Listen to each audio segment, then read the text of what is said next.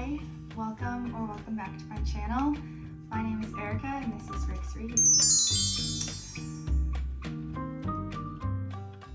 Today I want to talk about my 2025 reading intentions, I guess. Not so much goals for me, because one of my intentions is to keep reading fun and make sure that I'm not making reading become a chore and like a checklist that I have to get through. So reading intentions for 2025.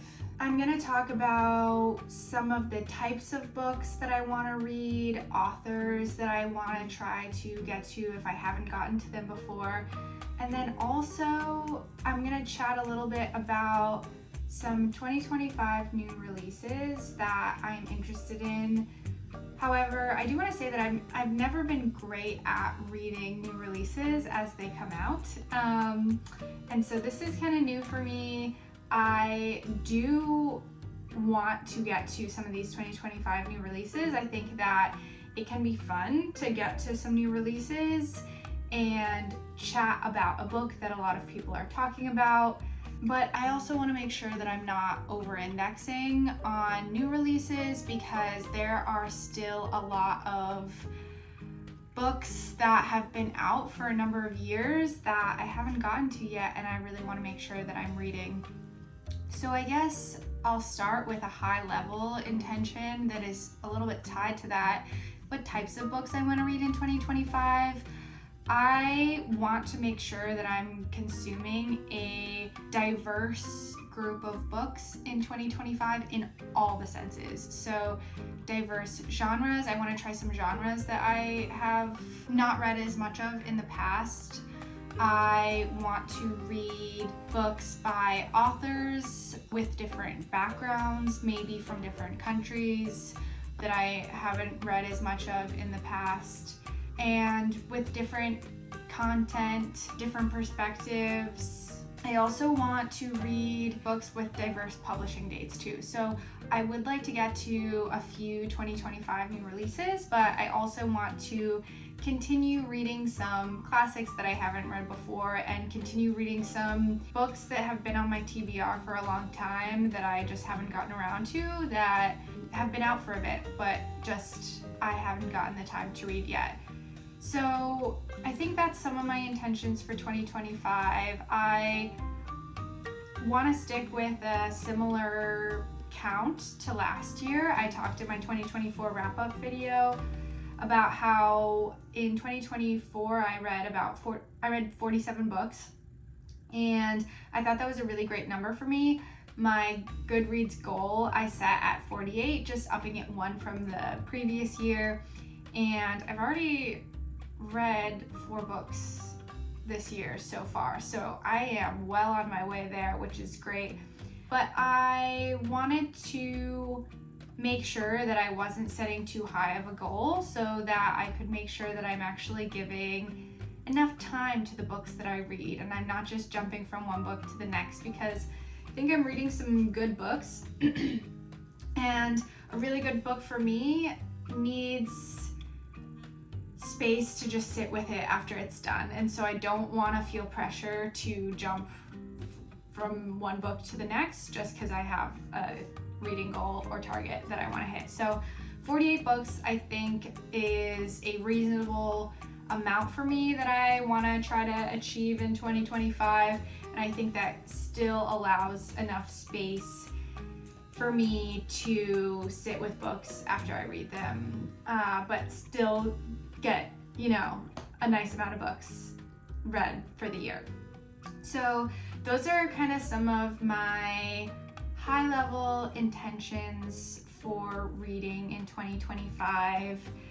And then moving into more specifics on what I'd like to read, I'll start with a group of authors who I have not yet gotten to that I have been wanting to read for a long time. These are very popular authors that I am slightly embarrassed to have never read before. So I think 2025 is my year. I would love to finally read books by these very popular authors. So first off, Kristin Hannah. I have never read a Kristin Hannah book, and that is embarrassing. And she's everywhere. She's very popular, and people love her books. I think The Nightingale is maybe one of the most popular, but The Women, I know, has been really well received in the last year or so, and people keep talking about it. So I really want to get to some Kristin Hannah this year. Everyone loves her. I'm embarrassed to say I haven't read her. So hopefully that changes in 2025. The next author that I want to make sure that I read in 2025 is Fredrik Backman. A Man Called Ove or Uwe has been on the top of my TBR for quite a while, but I know that this book, while both heartwarming and cute, I've heard, is also heartbreaking and very emotional. And so although this has been on my TBR for quite a while, I haven't felt ready to tackle it yet because of the emotional toll that I know that it'll take on me. But I really want to read A Man Called Uwe this year, and other books by Fredrik Backman. I've heard that he's just a great writer, and all of his books are phenomenal and people speak very highly of him. So he's another author that I am embarrassed to say I've never read, and hopefully that changes in 2025. Next, and my final author that I am trying to prioritize in 2025 is Emily Henry. Another one, it's embarrassing to say I've never read anything by Emily Henry. I feel like in 2024, she was kind of the standard for the romance genre, and everything was compared to her. So I think that if I want to read anything in the romance genre in the next year, I think I need to prioritize reading Emily Henry, because she's sort of the anchor that everything else is compared against. And I've just heard nothing but good things about her books. In my 2024 wrap-up, I talked about the difference between type 1 and type 2 fun in books, and type 1 being really just you're having a fun time the whole time. Type 2 fun being, maybe it's a little bit denser to get through, but afterward you're glad that you read it. I've heard that Emily Henry books are just type 1 fun. They're just an enjoyable experience. They're really a good time, and the characters stick with you. So I'm into that. I think if I want some light romance, maybe in the summer, some beach reads. I know she has one called Beach Read. I think I'll hopefully be picking up some Emily Henry. So those are my 3 authors that I want to try to prioritize in 2025, authors that I have been wanting to read for a long time, and I don't know why it's taken me so long to get to, but I really want to make sure that I prioritize reading some of their work in 2025. Now for 2025 anticipated releases. The first one is We Do Not Part by Han Kang. This is by the same author that wrote The Vegetarian, which I also have not read and need to read. So that's another duo of I'm behind on the author's backlist and they're getting a new release. So I would probably prioritize reading The Vegetarian before We Do Not Part, but We Do Not Part is also supposed to be a wonderful novel. It was actually released in Korean, I believe, in 2021. So it's being released in English this year, the English translation.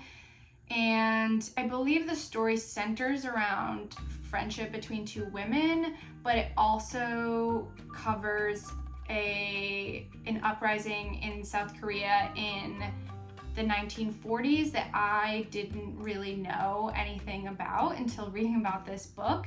But it is something that I would like to learn more about, especially I read that actually the US military was in South Korea during that time. And so I am from the United States, and so that feels like something that I should be a little bit more educated on. So I think that this will be a really interesting novel. I've heard that it's beautifully written and emotional. the story of the two women and their friendship, but also for the cultural significance of what was going on in South Korea in the 1940s, and learning more about that time period. I'm interested in the whole thing. So We Do Not Part, I would like to read that hopefully in 2025. Maybe I'll get around to it in 2026, but I think that is one coming out this year that I'm really interested in. Fantasy books, there's one that comes to mind that is everywhere on the internet right now, and I think it comes out, it'll probably be out by the time I load this because I think it comes out tomorrow, but Onyx Storms by Rebecca Yarros, the third book in the Empyrean series. I read the first two. This was pure type 1 fun for me. It's like Harry Potter for kind of adults, but it has dragons. And this book is just really fun. I know that it got a lot of criticism on the second book being kind of rushed and people saying that it was written by AI and a lot of pushback. This isn't the most well-written book that I've ever read, but it's really fun, and it's a really fun fantasy world that I enjoy reading about. So I will be reading Onyx Storm, probably not right when it comes out, because I'm sure that I'll be waiting for months in my library before I get my hands on it. But Onyx Storm I will be reading in 2025, hopefully. In the romance genre, I know I've got a lot of Emily Henry's backlist that I need to catch up on. I just mentioned I haven't read anything by her, but I know she is releasing Great Big Beautiful Life this year, so I'm gonna prioritize her backlist before I go into her new release, because I think that would be a wild thing for me to do, to jump into her new release without reading some of her other wonderful books first. But if I get to some of her books, I would love to check out Great Big Beautiful Life by Emily Henry. Stag Dance by Torrey Peters. I have heard a lot about this book. I think it talks a bit about gender and love.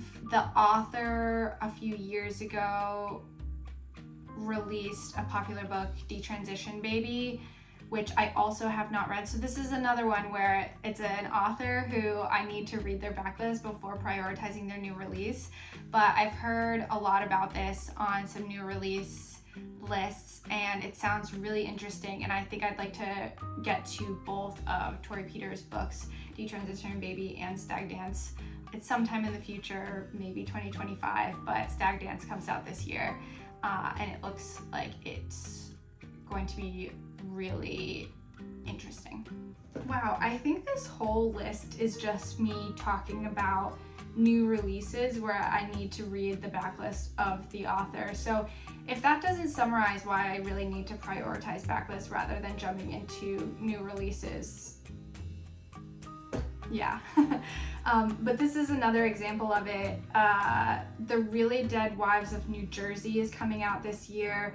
This is supposed to be kind of witty and funny, but also a mystery about a woman caught up in the investigation of her husband's ex-wife's suspicious death. The thing that is really fun for me about this book, though, is that the author who's credited with writing the book is actually a character in another book by the same author.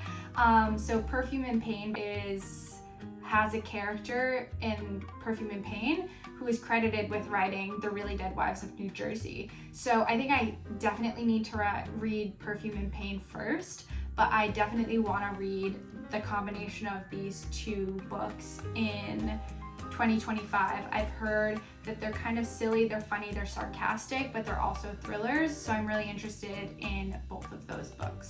Next 2025 release that I am interested in is The Unworthy by Augustina Bazterrica, and this is the same author who wrote Tender is the Flesh.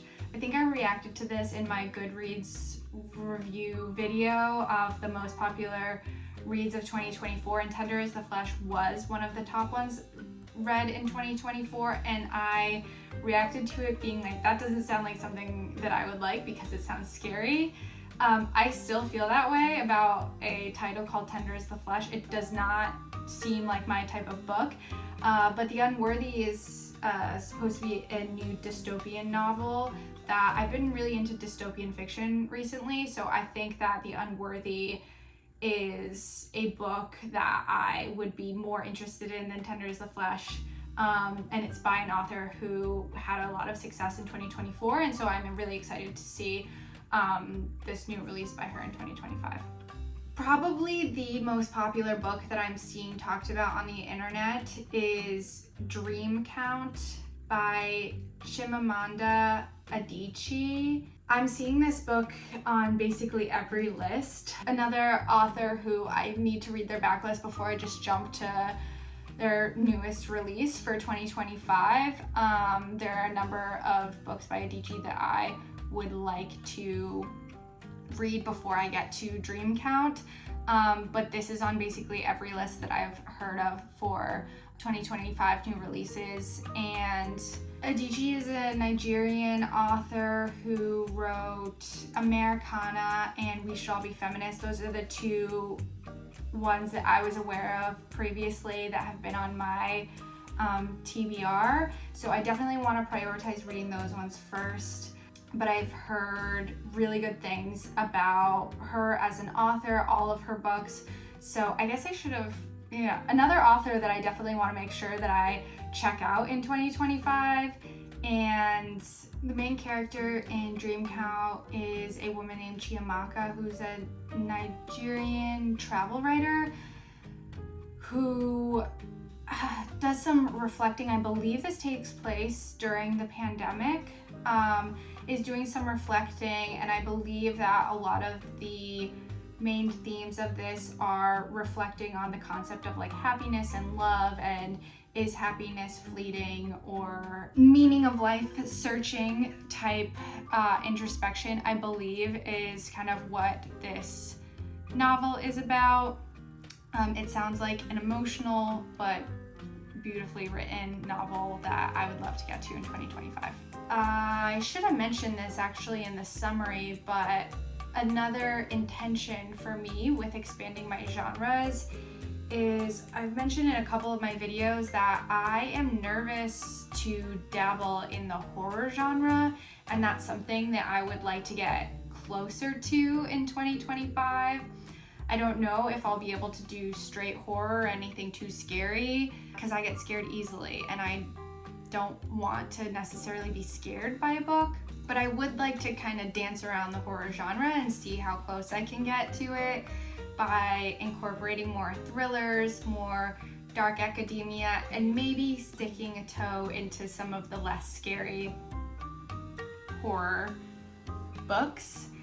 So this next book that is dancing around the horror genre for me is The Lamb by Lucy Rose. So this is actually a debut novel by Lucy Rose, I believe, coming out later this month in January. I think January 30th is the release date. It's been getting a lot of buzz around it recently, but I think this is supposed to be kind of like a dark story, but not fully horror. This novel is described as a gothic coming-of-age novel, and it's about family dynamics. I think there's some conversations around femininity, and it feels like another fun novel for me to dance around, get a little bit darker with my readings without going straight into horror. So kind of, again, like expanding into that horror adjacent realm for me. But it also just sounds like a really fascinating story, looking at family dynamics, particularly relationships with like mothers and daughters. And then another horror adjacent new release that I believe comes out in February is Hungerstone by Kat Dunn.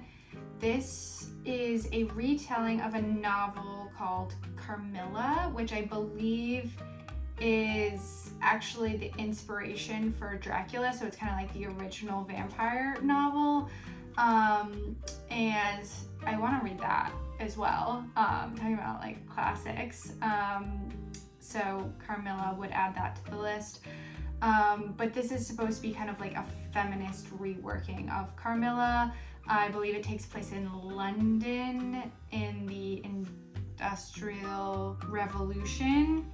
And it talks about issues in the relationship between, I believe the protagonist's name is Lenore, and she is married to this guy named Henry, and it seems like there are some tumultuous happenings in their relationship, and then it sounds like it has kind of like a spooky twist. But again, not fully horror, so I think that this could be a fun book for me to dabble into something a little bit spookier in 2025 without scaring myself. So that is the full list. That's kind of what I'm tracking for 2025. Like I said in the beginning, I really want to make sure that I am not over-indexing on new releases, but these are a few books that I'm excited about for 2025. Even if I don't get to them this year and I get to them in the future, I do want to read each of these books, and they're all going on my TBR. And also, as I mentioned, a lot of these new releases, some of the authors have previously published novels that have been on my TBR for a while that I definitely want to make sure that I get to. So that's a little bit about what I'm hoping to read in 2025. If you've made it this far in the video, thanks so much for watching. I hope this was interesting, and I will keep you all posted on how my reading intentions for 2025 go in future videos.